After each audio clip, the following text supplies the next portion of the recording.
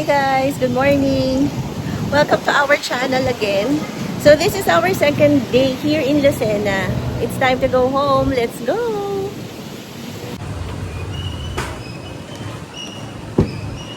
Before we hit the road, pakita ko muna uli sa inyo yung setup ng sasakyan natin. Aalis tayo ng 54%. There you go, 54%. Punta tayo sa mileage statistics. Ito yung pinakita ko sa inyo yesterday, no? So, same numbers tayo. And then, time check tayo, guys. It's 11:20 a.m. Okay, so by the way, si Sir pala ang magdadrive ngayon hanggang sa Manila.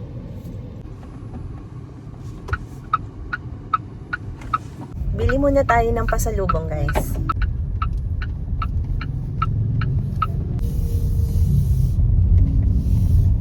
Guys, ito pala yung Quezon Avenue. Ito siya. Ito yung parang pinaka main road nila. Yeah. Dito tayo kay Happy Options. Diyan tayo bibili.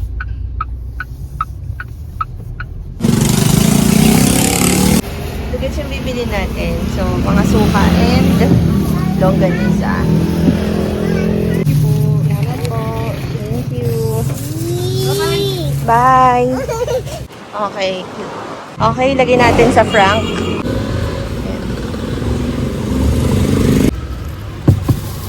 There you go. Dito natin nilalagay kasi maamoy yung longganisa.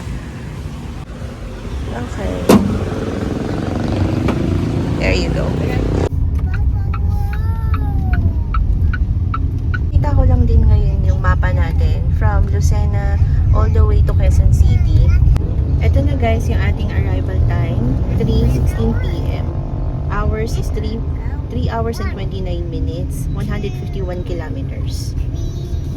And then our state of charge as of now is 53%.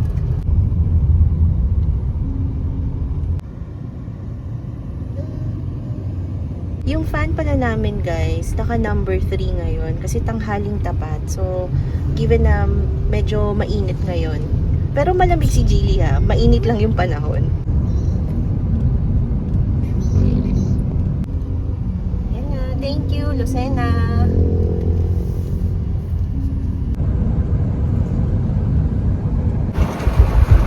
Yun guys yung Mount Banahaw oh.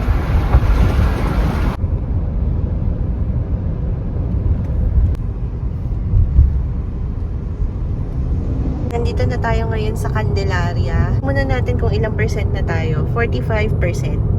Dito tayo guys sa Hacienda Escudero. Papasok na tayo guys sa City of San Pablo. State of charge natin is at 42%. Dito na tayo ngayon sa SM San Pablo. Battery check ulit tayo. It's 39%. So guys, medyo may konting kaba na kami ngayon kung aabot ba tayo. Let's see. Nata-traffic kami ngayon guys sa sa Santo Tomas, Batangas. Ito guys, so tingnan nyo ito, sobrang traffic. Kanina pa kami dito. Battery natin 33%. So medyo nag-aalangan kami kung kakayanin natin makauwi nang hindi nag-charge. Tingnan natin mamaya.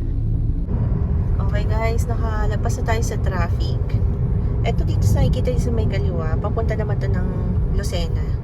Nasa SM Santo Tomas naman na tayo ngayon. Battery state of charge 32%. Mount Makiling to. Okay guys, papasok na tayo ng SLEX.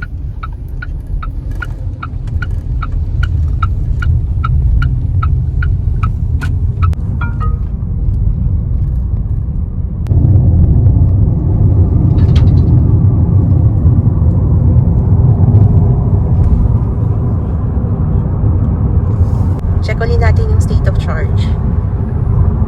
31%. Pakita ko lang din sa inyo guys kung ilang kilometers pa. Okay, pauwi ng bahay. Meron na lang tayong 1 hour and 41 minutes and then 79 kilometers. ETA 3:40 p.m.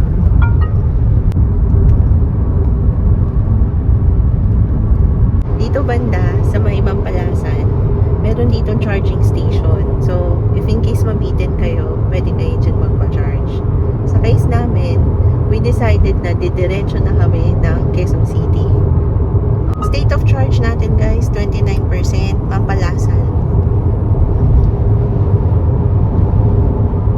Hey guys, Skyway na tayo. Yan. State of charge naman, 24%.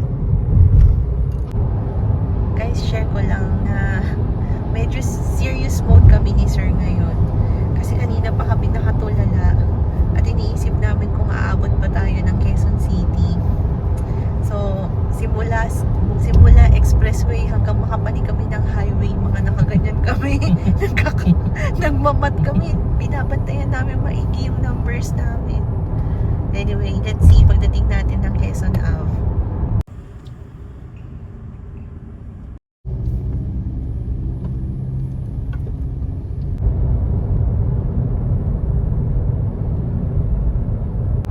Guys, 1 kilometer, Quezon Ave exit. So, ang ating battery state of charge, it's 17%. So, tignan natin guys kung aabot tayo.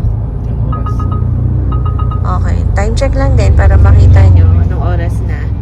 It's 2:53 p.m. Yan, there you go. We are here in Quezon City, but not yet home. Commonwealth na tayo guys. State of charge. Ayan, 14%. Time check lang din guys. It's 3:15 in the afternoon.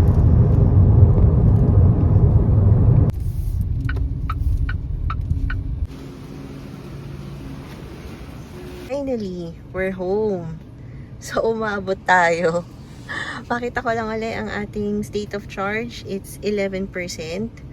Mileage statistics natin. So, total hours of driving natin. So, yung pinapakita nating trip meter dito, guys, yung balikan natin, ha. Driving duration in total is 9 hours and 38 minutes.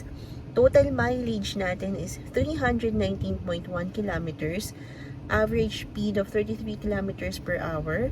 Average power consumption is 10.2 kilowatt hour per 100 kilometer. And also, time check, dumating tayo ng 3:46 p.m. Welcome back! Okay, so guys, sagutin na natin yung mga open questions natin. Question number 1, kaya ba ng balikan Quezon City to Lucena, back to Quezon City ng 1 full charge? The answer there is yes. So, napakita ko naman sa inyo kanina na ang our remaining charge is 11%. Umalis tayo ng 100% charge dito sa Quezon City at nakabalik tayo ng Quezon City with 11% remaining charge. Pag-usapan natin yung battery use. Total of 89% yung nagamit natin na battery. Sa 89%, i-breakdown ko lang sa first day and sa second day. Yung first day natin, 46% yung nagamit natin. Kung i-recall nyo, 100% down to 54%. And then, second day, nag-start tayo ng 54% and ang ending natin is 11%. So, therefore, ang second day battery use natin is 43%. Ulitin ko lang, first day, 46%, second day, 43%. Total of 89%. Pakita ko na lang din dito sa screen kung ilang kilometers yung equivalent ng 89%. So, that is 319.1 kilometers. Banggitin ko na lang din guys na meron tayong remaining 11%, diba? So, just a note for battery health. Actually, that's not recommended to always reach less than 20%. You must charge your EV at 20% or more. Also, kailangan daw na once a week tayong mag-charge na 100%. Share ko lang din dito sa screen kung ano yung nakita naming notes sa infotainment. Okay guys, so part 2 na tayo, gastos.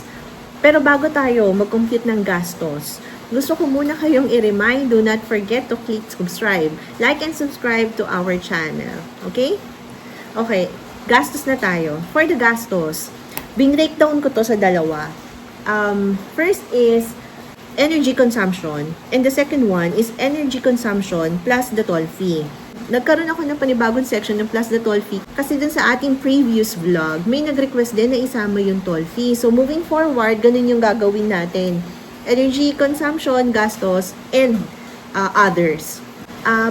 Another thing, sabihin ko na din na nakabili pala kami ng V2L adapter. Hindi ko na to papakita ngayon ha, sa susunod na natin na video. Pero this one, baka kasi may naghahanap sa inyo, wherein this kind of adapter, ikakabit nyo lang siya kay Geely, and then makakapagsaksak kayo ng example, ng electric fan, ano pa ba, ng charger. Ayan, so, ilalagay ko na lang din dito sa link. Kaya ko to sinishare sa inyo guys kasi parang meron kaming nabasa din sa social media, bumili sila ng ganito pero hindi gumana. So eto, gumana na siya kasi na-try ko na eh. So nagsaksak kami dito, sinaksak namin siya kay Geely. Naglagay pa ako ng extension and then kinabit ko yung electric fan. Gumana naman. So therefore, kung gusto niyo rin ng ganito, use yung link na ilalagay ko dyan sa product recommended by Chill Mom.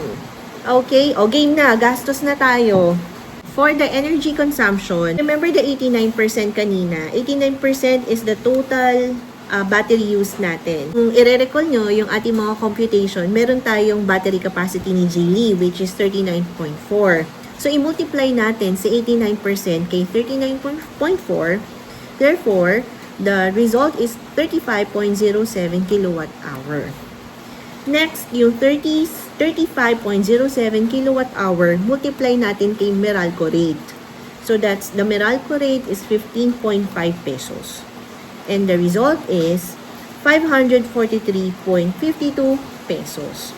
Pero hindi nagtatapos yun doon kasi estimate lang natin yan, 'di ba? And hindi pa kami nagsasaksak actually. So, therefore, imumultiply natin yon kay 8%. So, 8% is the charge efficiency. Para to sa mga bagong nakapanood ng video natin, meron tayong mga computation din from previous vlog wherein the 8%, kinumpare namin kasi yung result ng submeter at saka yung manual computation namin. So, kung ano yung variance nun, that's the 8%. Naglalagay kami sa bawat computation namin every time na magma-manual compute kami, dapat meron tayong 8% charging efficiency. Therefore, the 543.52 pesos multiply to 1.08, the result is 587 pesos. So, the 587 pesos is the total energy consumption natin. Pero guys, kung meron kayong submeter, mas accurate yun. Mas direct to the point yun. Hindi nyo na kailangan gumamit ng mag-multiply ng 8%. So, submeter, kung ano yung result ng submeter nyo, multiply nyo lang yun directly kay Meralco rate. And therefore, yun na yung gastos nyo sa energy consumption. Doon na tayo sa part 2. Yung part 2 is the energy consumption plus toll fee. Sa toll fee namin, ang one way is 602 pesos. Since balikan siya, 602 pesos multiplied by 2, the result is 1,204 pesos. Magkano nga uli yung energy consumption natin? 587 pesos plus 1,204 pesos. Therefore, energy consumption plus toll fee is equals to 1,791 pesos. Yung part 3 naman is how much if gas car ang ginamit nyo papunta ng Lucena. Sa pag-compute ng gas, kailangan nyo munang makuha kung ano yung total distance traveled natin. So, the total is 319.1 kilometers. Ito yung kaninang pinapakita ko sa screen, diba? So, from there, i-divide nyo siya sa 10 kilometer per liter. Ang sagot doon is 31.91 liters. So, yun yung estimated na kailangan natin ipagas sa sasakyan. So, 31.91 liters multiply to magkano ba ang ngayon, ang gasolina? 70 pesos na lang natin ha. 31.91 liters multiply to 70 pesos per liter equals to 2,233.7. Therefore, tanong naman natin, o di magkano ang na-save natin? So, i-minus lang natin tong computation natin sa gas at saka dun sa computation natin sa energy consumption. Huwag na natin isama si toll fee ha. So, 2,233.7 pesos minus 587 pesos. Therefore, ang total savings natin is 1,646.7 pesos. Okay? Ayan guys. So, I hope na nag-enjoy din kayo sa trip natin, sa short trip natin going to Lucena. I hope na na-appreciate nyo din yung mga topics natin, yung mga question and answer natin. Feel free to comment down below kung meron kayong ibang mga suggestions and questions. We really appreciate kung ano po yung mga inputs na nilalagay nyo po sa mga videos natin. And as I was saying, marami din pong mga nakukuhang tips yung ibang tao sa inyo. So, many thank you po sa inyong lahat. Thank you din po sa mga subscribers natin who keep on watching our videos. Same as to our new subscribers, welcome po to our channel.